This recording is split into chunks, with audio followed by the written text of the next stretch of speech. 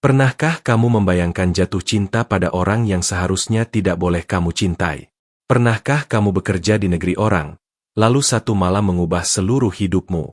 Dan pernahkah kamu bertanya, apa yang akan terjadi jika majikanmu melakukan sesuatu yang tidak pernah kamu sangka, tepat di malam Natal? Dengarkan cerita ini sampai akhir. Karena kisah ini bukan hanya tentang cinta, tetapi tentang keberanian, pilihan hidup, dan keajaiban yang datang diam-diam di malam paling sunyi. Namaku Diki. Aku berasal dari Lamongan, Jawa Timur. Seorang pemuda biasa yang meninggalkan kampung halaman bukan karena mimpi besar, melainkan karena kebutuhan hidup. Aku datang ke Korea Selatan sebagai tenaga kerja Indonesia. Kontrakku jelas. Bekerja, mengirim uang, dan pulang suatu hari nanti. Majikanku bernama Seo Hanul. Seorang perempuan Korea berusia 28 tahun. Ia masih muda, mandiri, dan memiliki sebuah kafe kecil di Seoul. Aku bekerja membantunya, membersihkan rumah, menyiapkan bahan kafe, dan menutup toko setiap malam. Sejak hari pertama, aku tahu ia berbeda. Ia tidak pernah membentak, tidak pernah merendahkan. Ia memanggil namaku dengan nada yang sopan, seolah aku bukan pekerja, melainkan rekan. Diki, kamu capek hari ini. Itu yang sering ia ucapkan. Dan kalimat sederhana itu perlahan membuatku lupa satu hal penting. Bahwa posisiku hanya seorang pekerja. Musim dingin datang cepat. Salju mulai turun. Kota Seoul berubah menjadi lautan cahaya dan dingin yang menggigit tulang. Di kafe, lagu Natal mulai diputar. Lampu kecil digantung di jendela. Dan setiap malam, setelah pelanggan terakhir pergi, aku berdiri menatap salju dari balik kaca. Aku selalu teringat rumah. Ibu. Suara dapur. Hangat yang tidak pernah kutemukan di negeri asing ini. Suatu malam, Hanul berdiri di sampingku. Kamu kangen rumah? Ya. Ia tidak bertanya. Ia tahu. Aku hanya tersenyum. Iya. Ia terdiam cukup lama. Lalu berkata pelan. Natal sebentar lagi. Aku tidak tahu. Kalimat itu ternyata adalah awal dari segalanya.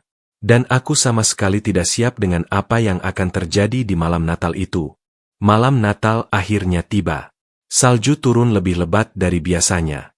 Jalanan Seoul dipenuhi cahaya lampu warna kuning dan merah.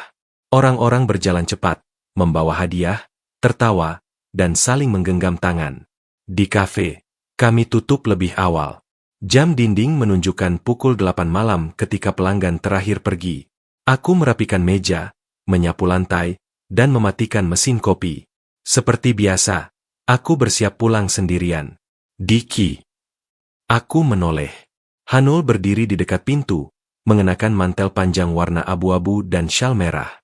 Kamu mau langsung pulang? Nada suaranya terdengar ragu. Iya, saya capek sedikit. Aku berbohong. Sebenarnya aku hanya tidak ingin merasa kesepian malam ini. Ia mendekat. Jangan pulang dulu. Aku terdiam. Kenapa? Makan malam denganku. Aku refleks menolak. Itu tidak pantas. Saya pekerja. Ia menghela napas pelan. Sekarang aku tidak bicara sebagai majikan. Ini malam Natal. Aku tidak ingin sendirian. Kalimat itu membuatku kehabisan alasan. Kami pergi bersama menggunakan mobilnya. Salju terus turun, menempel di kaca depan. Di dalam mobil, lagu Natal mengalun pelan. Apa kamu merayakan Natal? Hanul bertanya sambil menyetir. Aku Muslim. Tidak merayakan. Tapi di rumah, malam Natal selalu terasa hangat. Aku tersenyum kecil.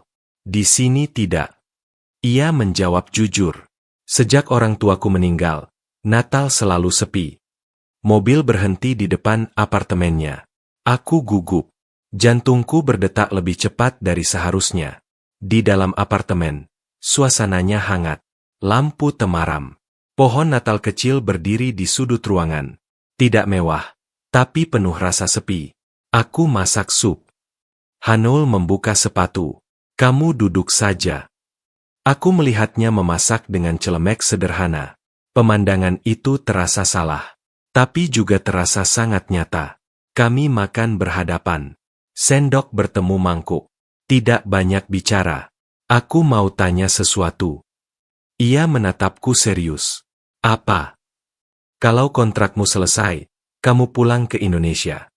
Aku mengangguk. Itu rencanaku. Ia menunduk. Matanya berkaca-kaca. Saat itulah aku sadar. Malam ini bukan makan malam biasa. Dan aku belum tahu bahwa setelah ini, hidupku akan berubah selamanya. Aku bisa merasakan suasana berubah. Hanoul berdiri dari kursinya. Ia berjalan ke arah jendela. Salju masih turun tanpa suara. Aku tidak pandai bicara soal perasaan. Suaranya pelan, hampir bergetar. Tapi malam ini aku tidak ingin berbohong lagi. Aku ikut berdiri. Jarak kami hanya beberapa langkah. Diki. Ia menoleh. Selama ini aku mencoba menahan diri. Menahan diri. Kata itu menghantamku.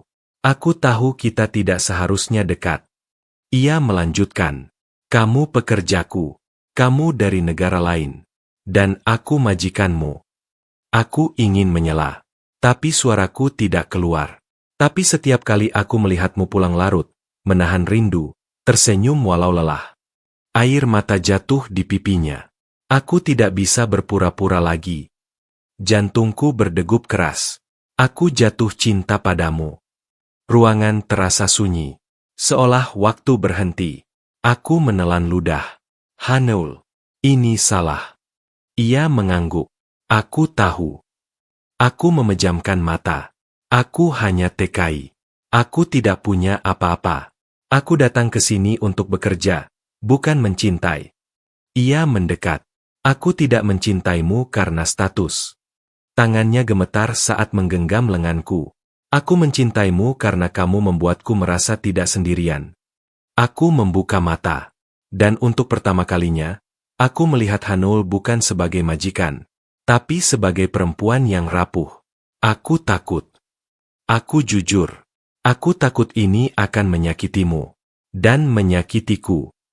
Ia tersenyum tipis di balik air mata. Aku lebih takut kehilangan kesempatan ini. Ia berjalan ke meja, mengambil sebuah amplop dan kotak kecil. Aku menyiapkan ini sejak lama. Amplop itu berisi kontrak kerja baru. Namaku tercetak jelas. Bukan sebagai pekerja rumah, melainkan sebagai partner kafe. Kotak kecil itu kubuka perlahan. Di dalamnya ada cincin sederhana. Ini bukan lamaran. Ia cepat menjelaskan. Ini janji. Kalau kamu mau tinggal, kita mulai sejajar. Aku terdiam lama. Di luar, lonceng gereja berdentang. Malam Natal mencapai puncaknya. Aku menghela napas panjang. Kalau aku menerima ini, aku ingin satu hal. Apa? Kita tidak sembunyi. Kita jujur. Dan kita berjalan bersama. Ia tersenyum. Lega. Aku setuju. Aku mengangguk pelan. Dan di malam Natal itu, di tengah salju yang turun tanpa henti, aku mengambil keputusan paling berani dalam hidupku. Keputusan malam Natal itu tidak langsung membuat hidup kami mudah. Keesokan harinya, aku tetap bangun lebih pagi, membersihkan kafe, menyeduh kopi, bersikap seolah tidak ada yang berubah. Tapi perasaanku sudah berbeda. Hanoul juga berubah. Ia tidak lagi menjaga jarak berlebihan. Namun ia sangat berhati-hati. Ia ingin segalanya berjalan benar. Masalah mulai datang dari orang sekitar. Beberapa pegawai kafe mulai berbisik. Mereka melihat cara Hanoul menatapku. Mereka melihat aku ikut rapat bisnis. Suatu sore, Hanoul mengajakku bicara serius. Ada yang menentang keputusan ini. Ia menatapku dengan wajah lelah. Aku tahu. Aku menjawab tenang. Mereka bilang aku terlalu berani. Terlalu bodoh. Ia tersenyum pahit. Mencintai pekerja asing. Aku terdiam. Kata-kata itu menyakitkan, tapi tidak mengejutkan. Kamu menyesal? Aku bertanya. Ia menggeleng tegas. Tidak. Aku hanya takut kamu yang terluka. Aku mendekat. Sejak aku datang ke Korea, aku sudah terbiasa diremehkan. Tapi tidak pernah sesakit ini, karena sekarang aku punya sesuatu yang ingin kupertahankan.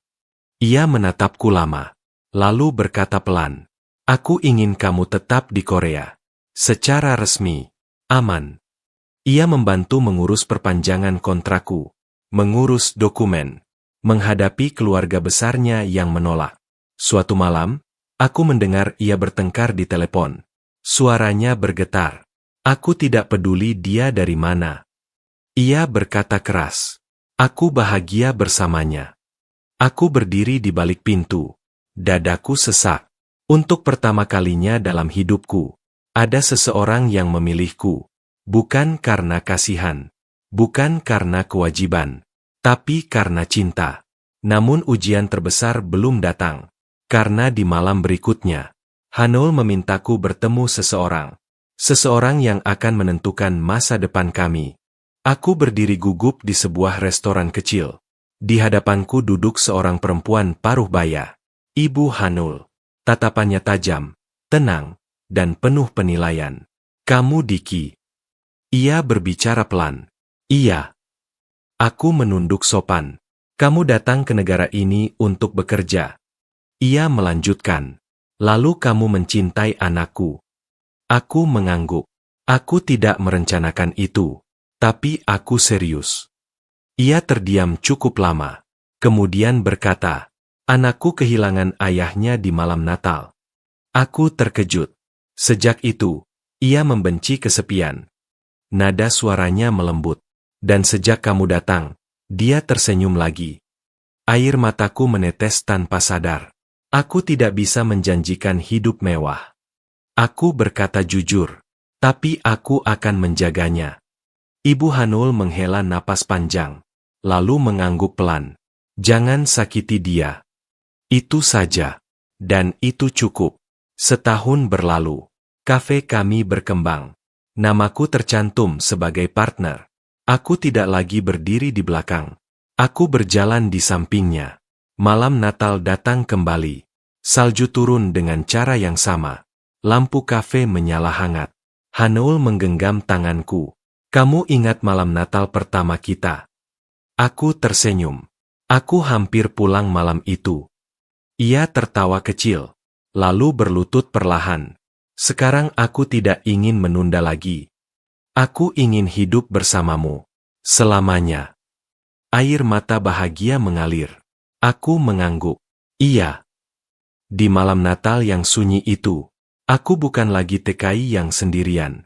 Aku adalah seorang lelaki yang dipilih, dicintai, dan dihargai. Kadang cinta datang di waktu dan tempat yang tidak kita rencanakan. Ia menguji keberanian, kesabaran, dan kejujuran. Namun jika dijaga dengan niat baik, cinta mampu mengubah takdir siapapun. Bahkan seorang pemuda dari Lamongan, di negeri salju, pada malam Natal.